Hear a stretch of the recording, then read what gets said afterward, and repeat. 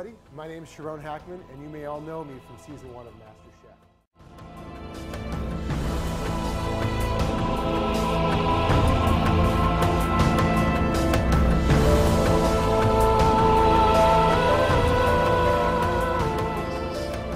What is it? I've never seen this before. What is that? Can ask the cameraman to go in close to that. What does that say? It says Rempa masak. They're all laughing at you. I think you said it incorrectly. Let me ask somebody here. Who can tell me, how do you say that correctly? Who can tell me? Do you know how to say that correctly? Masak. Rempa masak. There you go. That's correct. Okay. Rempa masak. So it's fried coriander. It's fried coriander powder. So it's basically these seeds that are turned into powder and then fried, kind of like coffee would be roasted. Oh my God. Wow, I've never seen that before. Yeah, I know. Wow. I'm going for it. We got to take risks. I'm going to take a gamble. I think it's going to work. Do you guys use a lot of that fried coriander powder in your cooking? Yeah? Oh, it is. Okay, they're saying they use that a lot, so that's a perfect taste. Perfect. Yeah. Okay, cool. What else do I want in here? Oh yeah, a little bit of cumin. You know what I'm thinking? I'm going to make this spice blend for my duck. I'm going to do a duck breast. Okay. And I'm going to sear it really crispy, the skin, and I'm going to crust it with this spice blend that I'm making right now. All right, I'm officially drooling right now. And it's not because you're so handsome, it's because the food. Perfect, good. Are you going to take notes and try to cook this? Maybe. You just like seeing a handsome boy cook. Yeah. Yeah, the truth comes out. All right, come on over here. What do we have for you? We have a Hacks barbecue sauce. Congratulations! Good job. All right, who's next? We want another volunteer. You. All right, I'm going to ask you another question. Let me get questions out here. Double up. Oh, I've got kind of an easy one for you. Let me see if it's... Okay, no, it's not. What season is MasterChef on this season? Yay! Congratulations! And what's your name? Hui. Are you a big Sharone fan? Have you cooked any of his stuff yet? No, not yet. Today will be the first day, right? Yeah. All right, congratulations! Here you go. You also have Hacks barbecue sauce. Now, I think it is almost time for the man of the hour to come. And where is he? Careful. There, let's undo this so you don't have to climb over that. I'm good. I can climb. Are you sure? All right, come on up. It's like a jungle gym. All right, Sharone. Okay, guys, can you go set this up on a tray for me? Thank you. Hi. How we doing? They're very excited to see you, I have to say. You've got a couple of mega fans down here. Yeah, Here's one right so there. thrilled to be here. She wants a hug, she said. Wow. How has your stay in KO been so far? Awesome, awesome. What a lovely place. Seriously, I've been smiling nonstop, and it's just been an incredible couple days here. I'm just so bummed that I leave tomorrow, you know? But I hope to be back very, very soon. So what are your future plans? Are you going to come back? When you do come back, what are you going to do for these people? I think you should do, I don't know, I think you should do maybe private cooking classes or something. Private cooking classes? Should we do private cooking classes? Yeah. Whose house? Whose house are we volunteering? Perfect. Perfect. I'm going to remember your faces and I'll hit you up. Hit me up on Facebook. We'll borrow your house. Just make sure you have enough room for all these people. Oh, that's hilarious. If not, we'll do the backyard. We'll make a big barbecue. Okay, so for some of you guys who might not know his background, he started in the finance industry, and then he moved on to cooking. So tell them a little bit about why. Why did you make the jump from being a financial planner to a chef? That's a great question.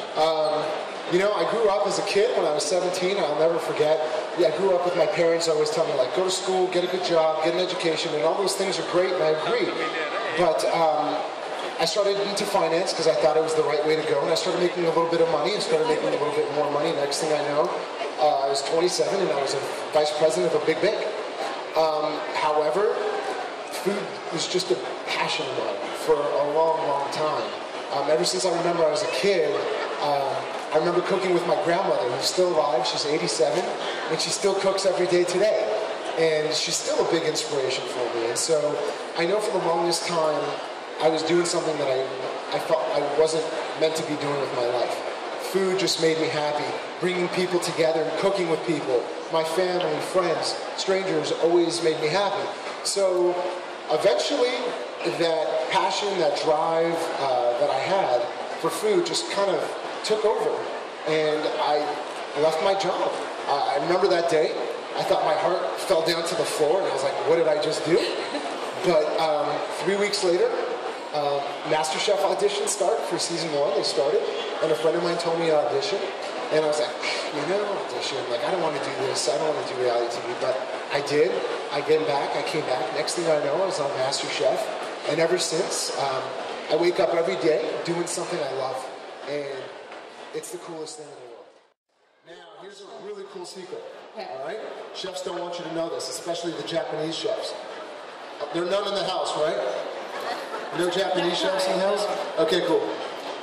The coolest trick to get a perfect tempura batter, don't use water. Oh, use soda water. Soda water. The bubbles, just give it a perfect light coating. Oh, okay. Lisa's gonna go home and like just cook up the stove. I'm gonna burn down my house is what I'm gonna do. Okay, and we're gonna hit that with a little bit of olive oil. Olive oil. Olive, that's canola. Olive is the one that says olive oil. Olive oil. That one, yeah, there you go. Extra virgin olive oil. Extra virgin. Yes. Extra virgin. And so now I'm going to mix my tempura batter. And you want a nice consistency that's light. Is the consistency a bit runny? Yeah. Okay. I'll show you right now. Actually, I want to take a fork or a whisk, but I don't think I have a whisk. It's okay. No worries. That's perfect. Nice. Now let's give it a little bit of lemon juice. Right over here. I'll knock this down just a little bit. Where am I going here? See, that's why these things just scare me, because, come on, go down, go down. Oh well, I guess we'll have high heat. Okay, so give this a good mix. I'm going to cut my lemon.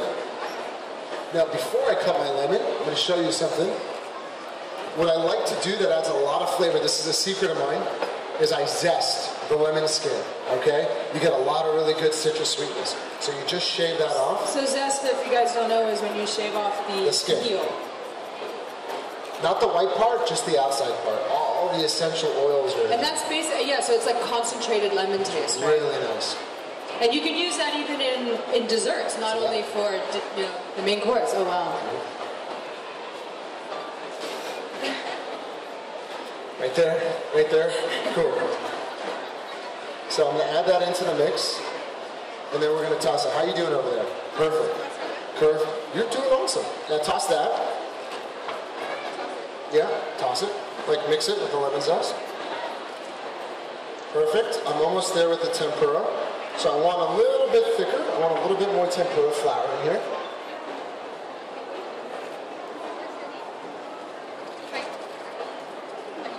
And you know what? I like to do, should we do a little LeBron James with the tempura flour? What does that mean? What do you mean? What does that mean? Are you kidding me? Yeah.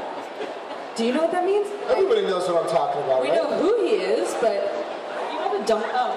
Hey! And why? no idea. Because I don't have to clean up. Yeah, the people from. Sorry, whoever's cleaning up, people I'm from sorry. Mid Valley Megamall are like great. Sorry, Mid Valley Megamall, I'm sorry.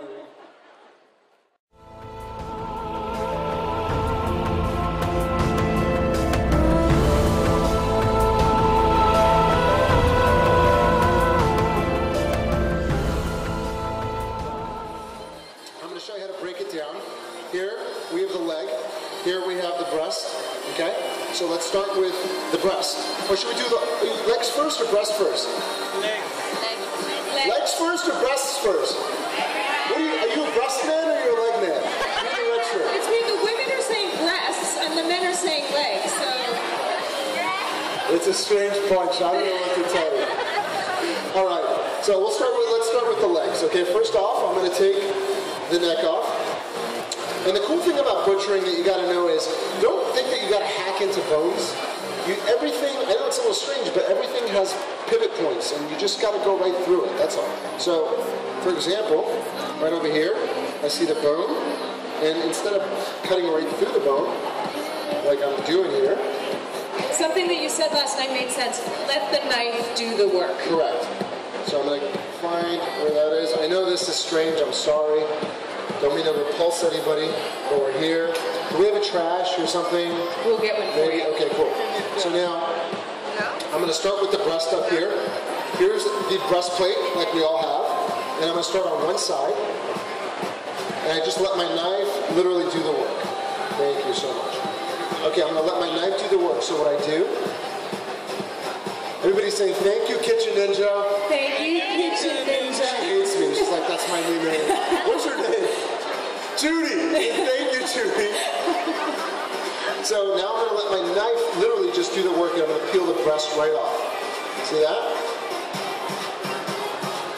And butchering for me is like therapeutic, and I got to tell you, I love meat, I love seafood, I love everything, but most above all, I appreciate everything I have. So I try not to throw anything away.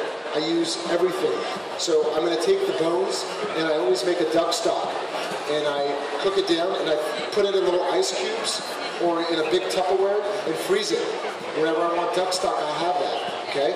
I render the fat, and I have duck fat. Duck fat, best French fries ever.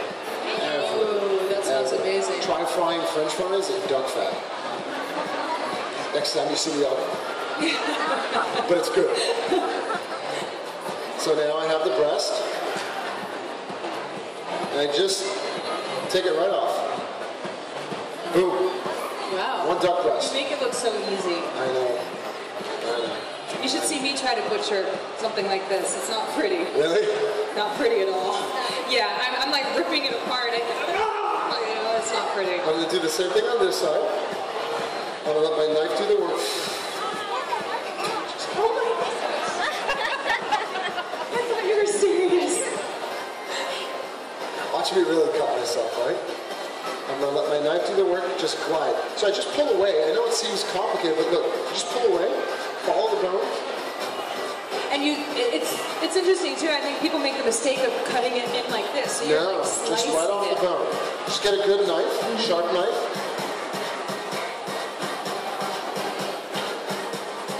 Nice, really nice. Done. Okay? So I take the thighs and I take the legs, and you can braise that down, or a French term is a confit. You cook it low and slow, and it just falls apart. It's really nice. The bones, I'm not going to throw this away. I'm going to put this on a plate, so we can use this for another dish.